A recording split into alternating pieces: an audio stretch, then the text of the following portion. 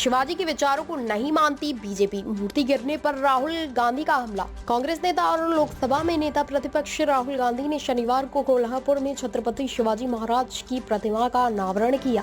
इस अवसर पर उन्होंने कहा कि शिवाजी महाराज की मूर्ति केवल मूर्ति नहीं है बल्कि एक विचारधारा का प्रतीक है। मूर्ति तब बनाई जाती है जब हम किसी व्यक्ति की विचारधारा और उनके कर्मों का दिल से समर्थन करते हैं, लेकिन बीजेपी शिवाजी के विचारों को नहीं मानती।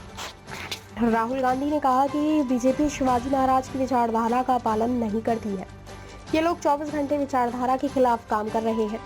हमारी लड़ाई संविधान को बचाने की है। शिवाजी महाराज ने जीवन भर अन्याय के खिलाफ न्याय का युद्ध लड़ा और सत्य की राह पर चलने की सीख दी।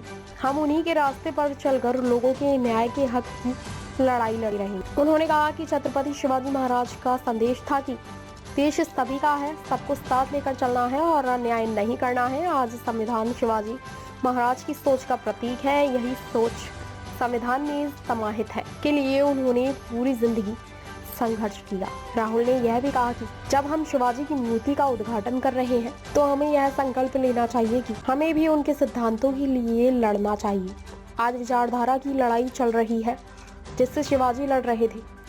इस दौरान राहुल ने बीजेपी पर भी निशाना साधा, ये कहते हुए कि बीजेपी ने शिवाजी महाराज की मूर्ति बनवाई लेकिन कुछ ही दिनों में वह गिर गई। ये कोई नई बात नहीं है। ये मत सोचिए कि भैया ये नई लड़ाई चल रही है, कॉन्स्टिट्यूशन की लड़ाई नहीं है। नहीं है। ये हजारों साल पुरानी लड़ाई है और वही विचारधारा की लड़ाई है जिससे शिवाजी लड़े थे, शिवाजी महाराज लड़े थे। उसी के खिलाफ, उसी विचारधारा के साथ आज कांग्रेस पार्टी लड़ रही है।